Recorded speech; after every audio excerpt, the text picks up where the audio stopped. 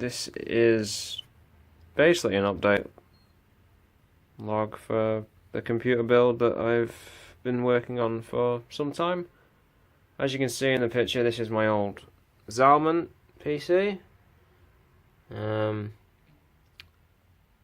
only thing I actually took out of it was the power supply, so that's stripped down, and that's pretty much the old system. It's retirement, basically. It's going to become a browsing computer, essentially, for my parents. While I'm going to show you my new build in a moment, it's been a good machine. As I've said in previous videos, the specs are FX 8320, 8GB of DDR3 Avengers Corsair memory. So 1 terabyte hard drive left in there because I stripped the other one out, saying that as well as the power supply into my new computer. And so yeah, it's going to be retired. Yeah, for a browsing computer basically. And obviously video card I haven't changed yet due to, well, not having the money, to be honest, given the fact cards are going down in price lately, but memory is still uber expensive. Which brings us on to this beauty, which I spent a while sorting out. So, as you can see, I've got what's it called? It's a Phanteks 400S. So it's got sound dampening. Just take that out a minute. On the inside as well, which I'll try and demonstrate.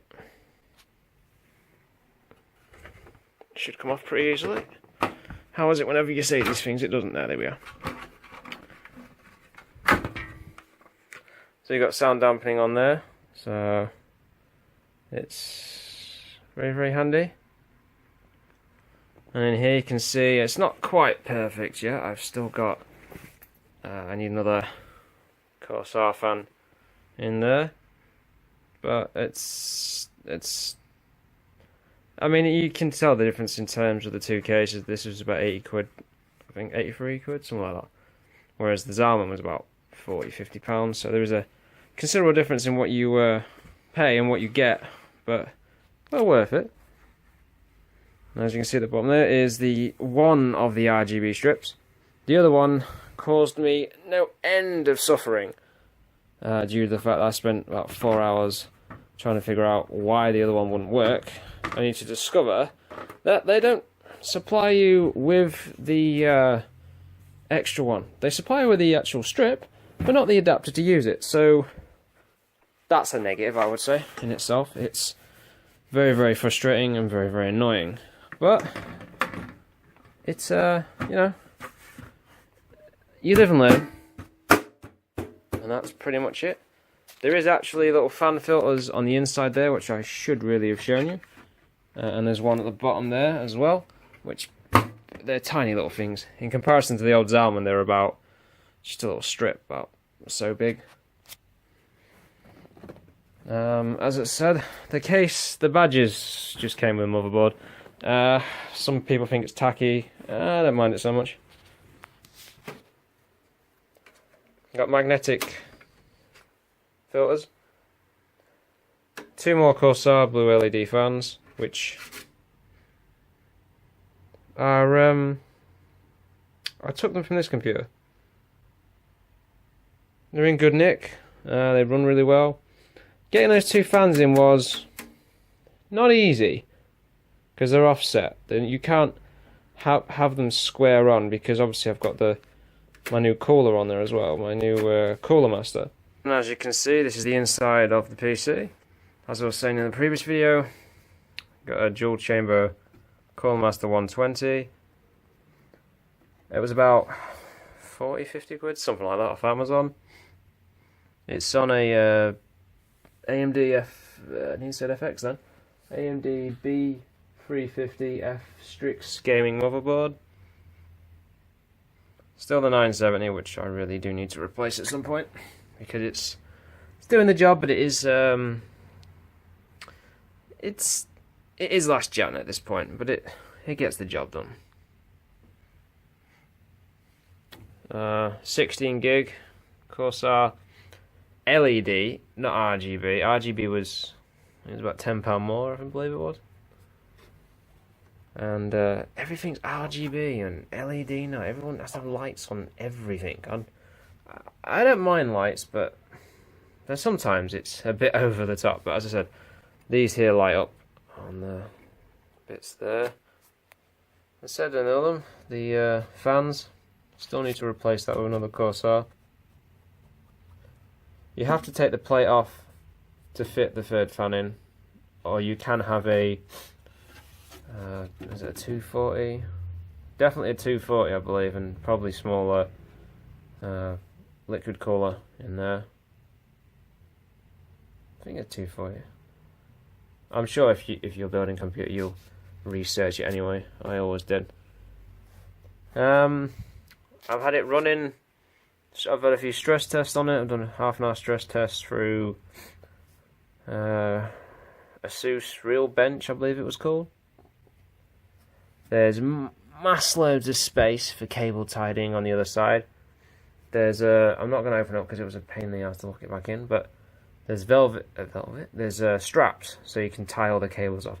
But as you can see, comparing it to my old build, it's immaculate. It's just, you've got so many places you can hide the cables. True, there's a few which aren't quite perfection as such, but in comparison to my old case, it's just gorgeous. And it just looks immaculate, and it's modern. And I do love the idea of these coverings, because it just makes everything look tidy and I guess less maintenance in the long run. Now on to the bit that drove me up the wall. If I can actually get in there, see if we can rotate it around. If it focuses. I really should get a proper camera to do this.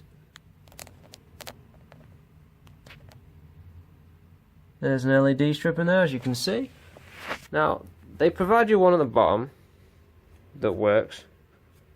They provide you with this one. The catch is, they don't provide you with the adapter to actually make it work.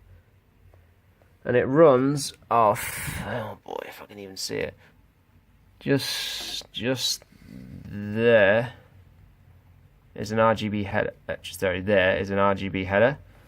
And there's also one, God, if you can even see it. If I can actually, there's a white one there. Just there. Where that white thing is, there's another one there. So you can have another strip there if you really want. Now the lights are gorgeous, to be honest. You can have all sorts of different type RGB effects and breathing, static, rainbow, pretty much whatever you want, really. These again are SSD mounts, which is the next thing I need to do. I've got a complete computer now, and you can have them on the other side as well. And there's space for one more hard drive underneath that one in the back there. Although I will say, only a minor gripe, but these little tray things that these sit on, they don't quite sit flush and square. So it may even be that it looks like it's slightly tipping on one side. I don't know why exactly. I've tried to square it off as much as possible, but there are a couple of minor gripes with it. But I'll put the glass panel back on and show you it running. So as you can see, that's the pretty much the ins and outs of the case. I'll now turn it on and you'll be able to see the light effect, which I'll pull back a bit because it is kind of bright, to say the least.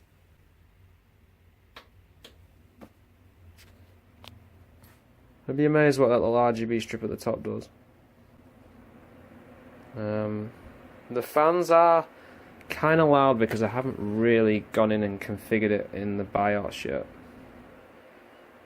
I've updated the BIOS recently, but you can set all your fan curves and that in the BIOS, and I've had it updated to the latest AM4 AM4 BIOS. It's set to I can't remember what the shadow is. Set to a certain effect. I can't remember off the top of my head what it is. But it looks pretty sweet. Specs are as follows. I spent more than well, I was going to go for a 1600X. Or a 1600, one of the two, but I ended up... because it was £244 reduced from 300 quid for a 1700X. The RAM though, the RAM is excessively expensive. I mean, I think the RAM was £180, which is a lot of money for a 16 gig stick. RAM has just skyrocketed in price of late.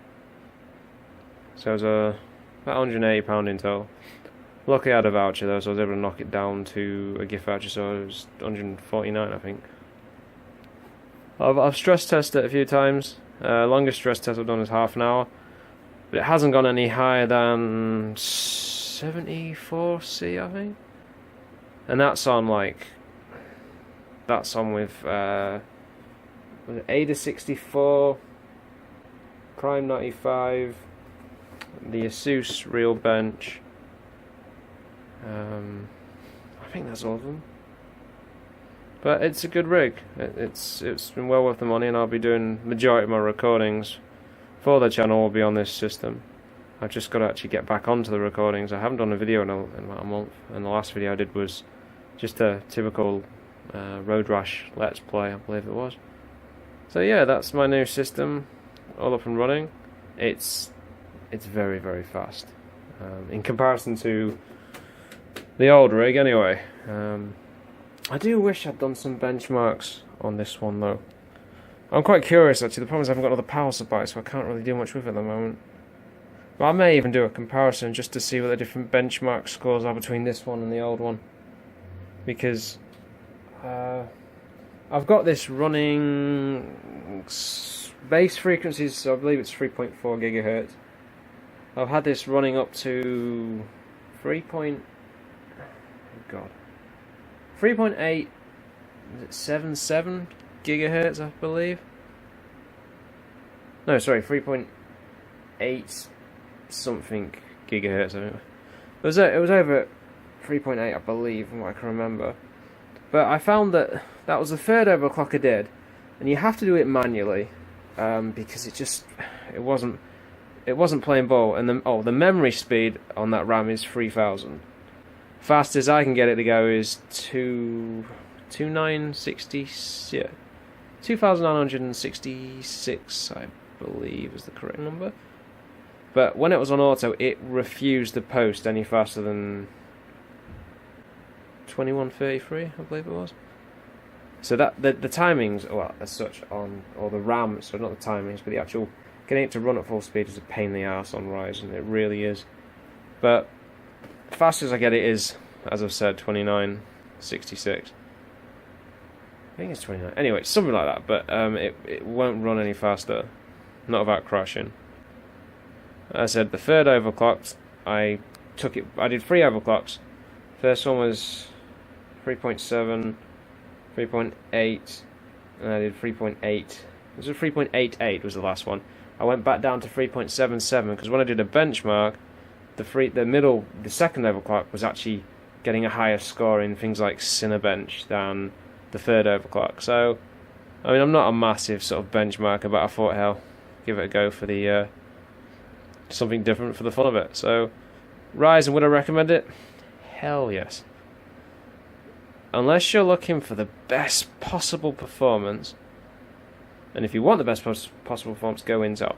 But AMD, this is a huge leap over the FX series. Now, the only game I've actually played on this system at the moment is Ark: Survival Evolved, and Ark is a very janky, really unoptimized game. It drops frames like crazy. Even on that older card, which is 970, is still a fairly beastly video card. But it will be being upgraded this year. It's just the fact that I've got MOT at the moment on my car, so unfortunately that comes before this. But this has been a fantastic little project to put together. Oh, and I didn't show you it. Also, there is actually a case badge, you can see it, so it changes colour. There is a fan controller. But here's the catch, you have to buy the hub, I believe. You can change the colours with that. I've got it set so it just changes different colours all the time. And reset switch, USB 3, headphone and microphone jack. So, all in all, this has been fun. This has been it's frustrating at times.